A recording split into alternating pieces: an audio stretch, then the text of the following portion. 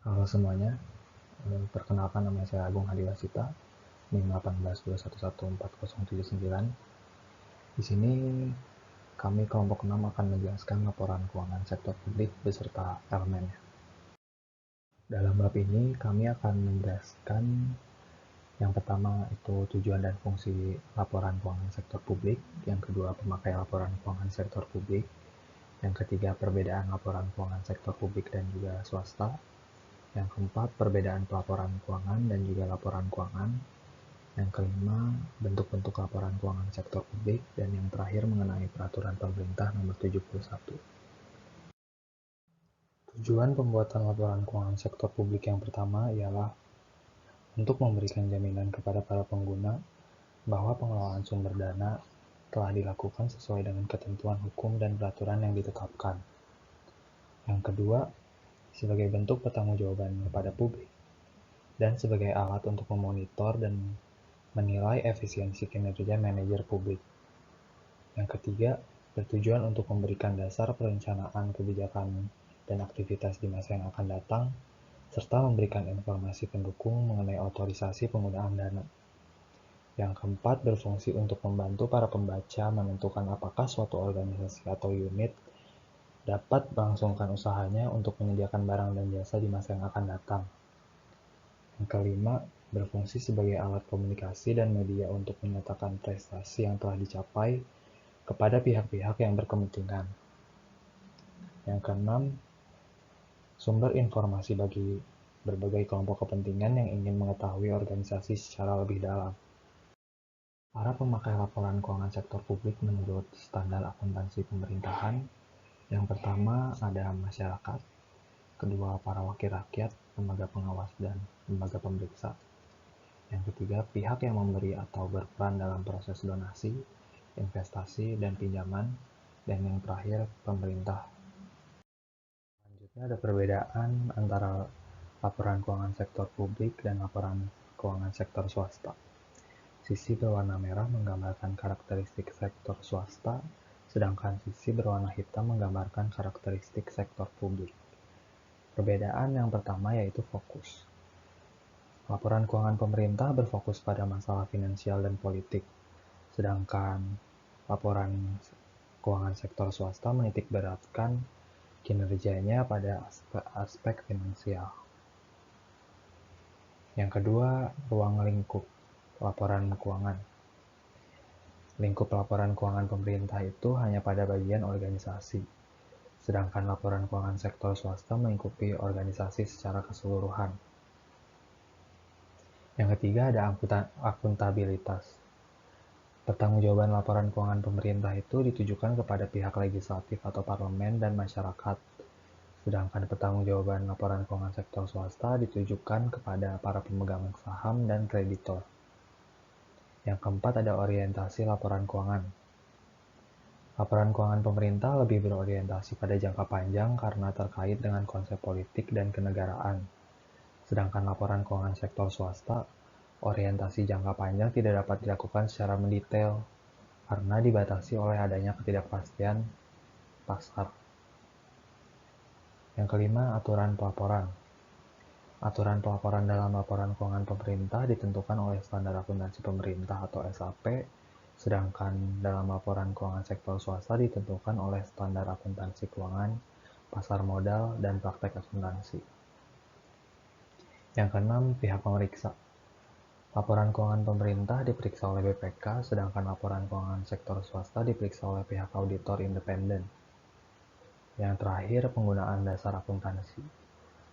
Penggunaan dasar akuntansi akrual di sektor swasta itu telah berjalan lebih lama, sedangkan di sektor pemerintahan itu sebagian masih menggunakan dasar akuntansi kas. Halo teman-teman, saya Brigita Aksenovani, NIM 182114174 akan menjelaskan mengenai perbedaan antara laporan keuangan atau financial statement dan pelaporan keuangan atau financial reporting. Public Sector Committee atau ISEC membagikan tujuan laporan keuangan sektor publik Laporan keuangan sektor publik menjadi dua, yaitu tujuan secara umum dan tujuan secara khusus. Untuk tujuan secara umum antara lain memberikan informasi yang bermanfaat dan memakai kebutuhan pemakai. Untuk tujuan secara khusus antara lain yang pertama mengidentifikasi sumber daya yang didapat dan digunakan sesuai dengan anggaran yang telah disetujui secara umum. Yang kedua, mengidentifikasi sumber daya yang didapat dan digunakan sesuai dengan kontrak keuangan yang telah mendapat persetujuan dari DPR atau DPRD. Yang ketiga, menyediakan informasi tentang sumber daya alokasi dan penggunaan sumber daya keuangan. Yang keempat, menyediakan informasi tentang cara organisasi sektor publik membiayai aktivitas dan memenuhi kebutuhan uang kas. Yang kelima, menyediakan informasi yang berguna dalam mengevaluasi kemampuan manajemen dalam membiayai aktivitasnya dan memenuhi komitmen dan kewajibannya. Yang keenam, menyediakan informasi tentang kondisi keuangan dan perubahan organisasi sektor publik. Yang ketujuh, menyediakan informasi untuk mengevaluasi kinerja organisasi sektor publik, terutama yang berkaitan dengan efisiensi biaya operasi dan pencapaian target.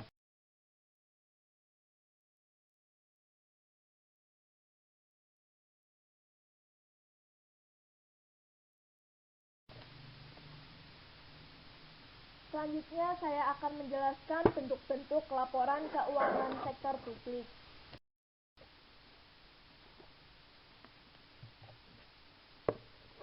Yang pertama, laporan realisasi anggaran. Laporan realisasi anggaran adalah laporan yang berisi tentang informasi mengenai realisasi pendapatan, belanja, dan pembiayaan dari suatu entitas yang dibandingkan dengan anggaran ketiga pos tersebut. Sebagai informasi tambahan, termasuk informasi non-keuangan yang berkaitan dengan laporan realisasi anggaran, akan disajikan dalam nota perhitungan APBN atau APBD. Laporan realisasi anggaran ini disajikan paling lambat 6 bulan setelah berakhirnya tahun anggaran. Elemen-elemennya yang pertama ada pendapatan berbasis kas dan pendapatan berbasis akrual. Pendapatan berbasis kas itu semua penerimaan kas umum negara atau kas daerah yang menambah ekuitas dana lancar dalam periode tahun anggaran bersangkutan yang menjadi hak pemerintah dan tidak perlu dibayar lagi oleh pemerintah. Sedangkan pendapatan yang berbasis akrual adalah hak pemerintah yang diakui sebagai penambah nilai kekayaan bersih. Selanjutnya ada neraca. Neraca merupakan salah satu bentuk laporan keuangan yang memberikan informasi tentang posisi keuangan perusahaan pada tanggal tertentu. Neraca menunjukkan posisi aset, kewajiban, dan ekuitas dana pemerintah pada periode tertentu. Elemen-elemennya antara lain ada aset. Aset adalah sumber daya ekonomi yang dikuasai dan atau dimiliki oleh pemerintah sebagai akibat dari peristiwa masa lalu, dari mana manfaat ekonomi atau sosial di masa depan yang diharapkan dapat diperoleh, baik oleh pemerintah maupun masyarakat, dan dapat diukur dalam satuan uang. Selanjutnya ada kewajiban. Kewajiban adalah utang yang timbul dari peristiwa masa lalu, yang penyelesaiannya diharapkan mengakibatkan terjadinya pengorbanan sumber daya ekonomi di masa yang akan datang. Kewajiban itu dibagi menjadi dua, yaitu kewajiban jangka pendek dan kewajiban jangka panjang. Kewajiban jangka pendek adalah kewajiban yang diselesaikan dalam jangka waktu kurang dari 1 tahun setelah tanggal pelaporan. Sedangkan kewajiban jangka panjang adalah kewajiban yang diselesaikan setelah 1 tahun sejak tanggal pelaporan. Elemen yang ketiga ada ekuitas dana. Ekuitas dana adalah kekayaan bersih pemerintah yang merupakan selisih antara aset dan kewajiban pemerintah. Untuk melihat contohnya, teman-teman bisa buka halaman 122 untuk contoh laporan realisasi anggaran. Gambar 7.1 adalah contoh format laporan realisasi anggaran pemerintahan provinsi. Lalu halaman 124 gambar 7.2 adalah contoh format laporan realisasi anggaran pemerintah kabupaten atau kota. Lalu halaman 127 adalah gambar 7.3 adalah contoh neraca kementerian atau lembaga. Gambar 7.4 halaman 128 adalah contoh format neraca pemerintahan pusat. Gambar 7.5 halaman 130 merupakan format neraca pemerintah provinsi atau kabupaten atau kota. Sekian presentasi yang saya sampaikan. Terima kasih.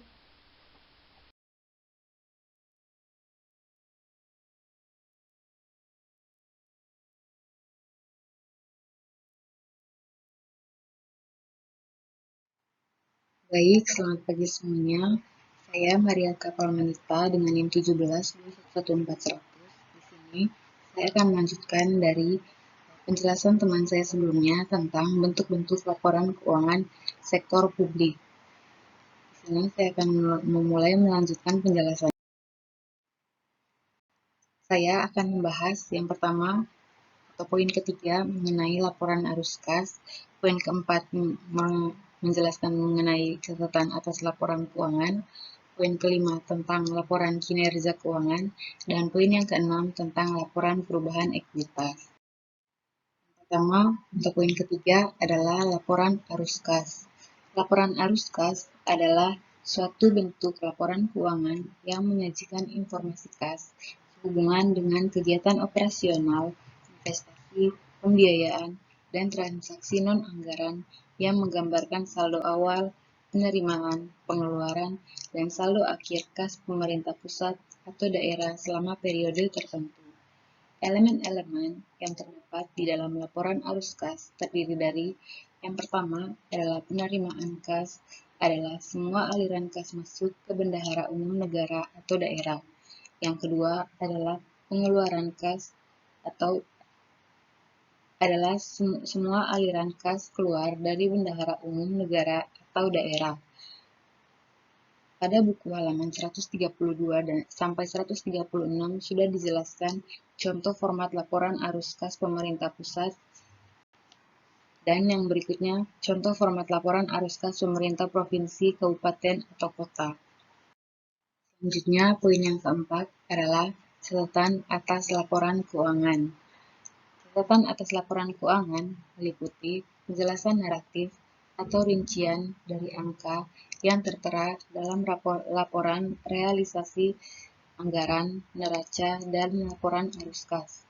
Catatan atas laporan keuangan juga mencakup informasi tentang kebijakan akuntansi yang dipergunakan oleh entitas pelaporan dan informasi lain yang diharuskan dan dianjurkan untuk diungkapkan sesuai standar akuntansi pemerintahan, serta ungkapan-ungkapan yang diperlukan untuk menghasilkan penyajian laporan keuangan secara wajar. Di sini menjelaskan mengenai hal-hal yang diungkapkan dalam catatan atas laporan keuangan.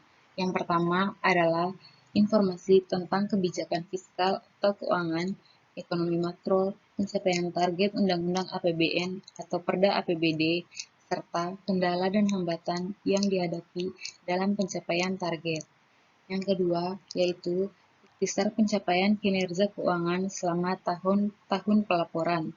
Yang ketiga, yaitu informasi tentang dasar penyusunan laporan keuangan dan kebijakan-kebijakan akuntansi yang dipilih untuk diterapkan atas transaksi-transaksi dan kejadian-kejadian penting lainnya.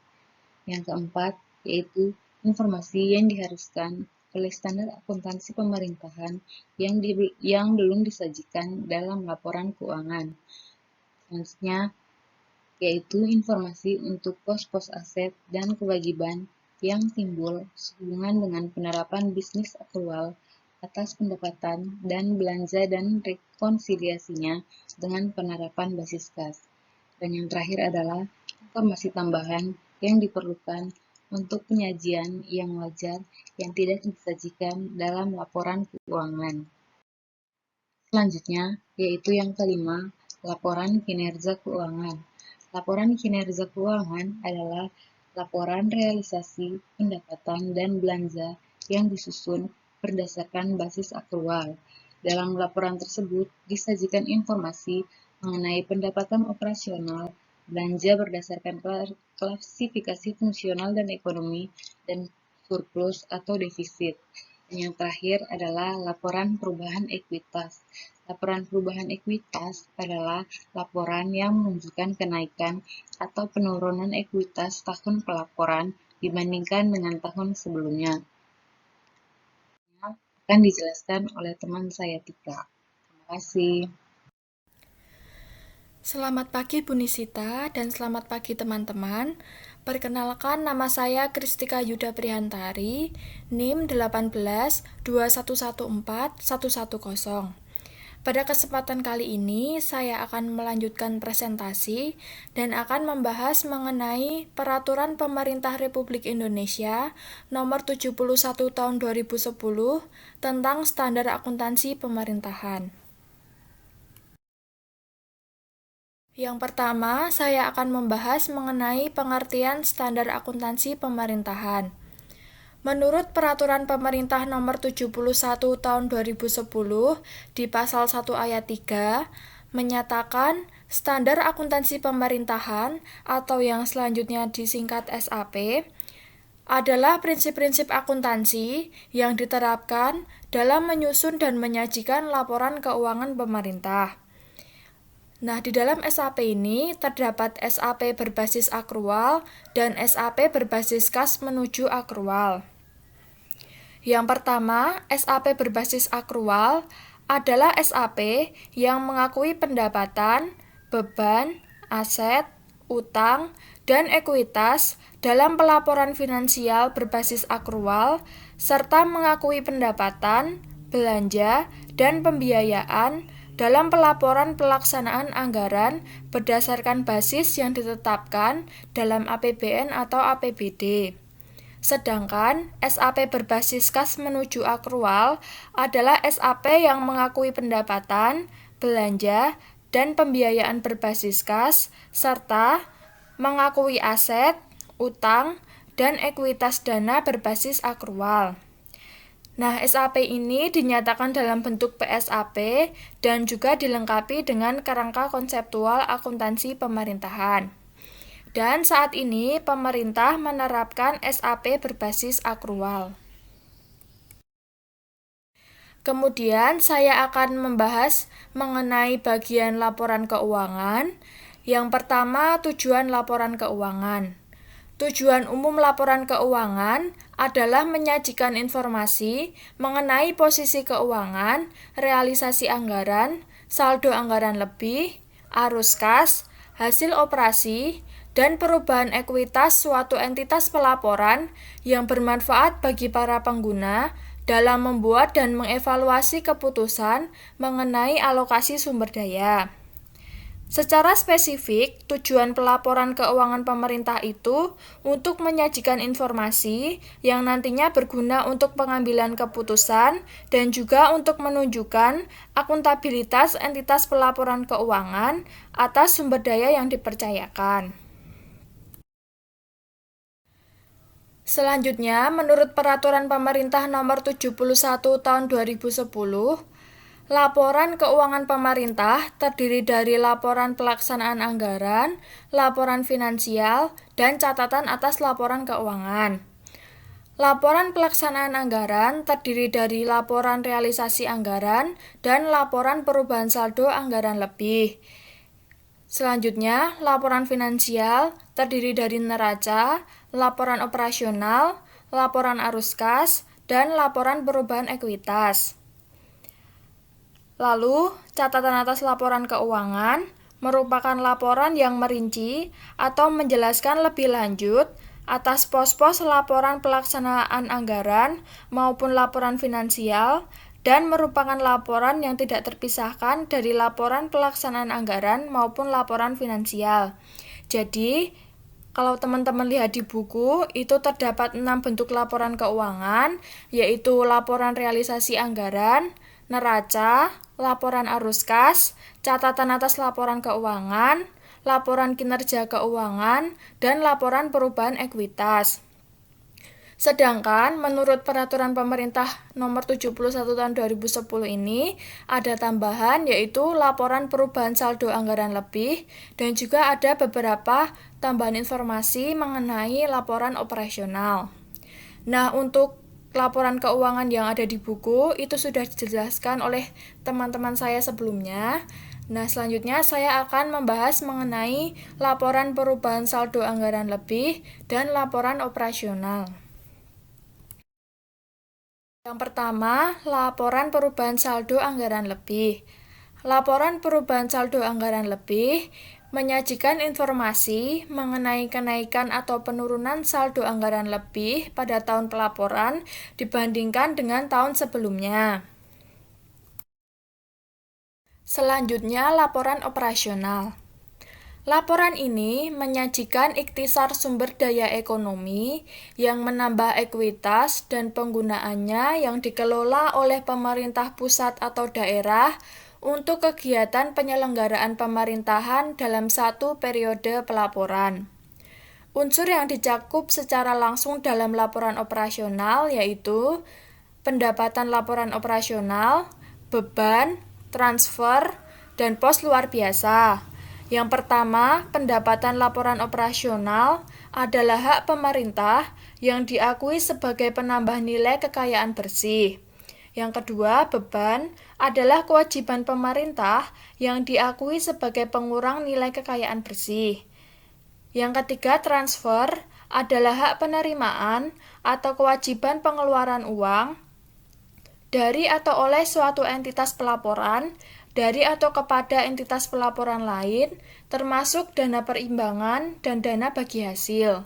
Yang keempat, pos luar biasa adalah pendapatan luar biasa atau beban luar biasa yang terjadi karena kejadian atau transaksi yang bukan merupakan operasi biasa, tidak diharapkan sering atau rutin terjadi, dan berada di luar kendali atau pengaruh entitas bersangkutan. Demikian yang dapat saya sampaikan. Apabila ada kesalahan maupun kekurangan, saya mohon maaf. Terima kasih.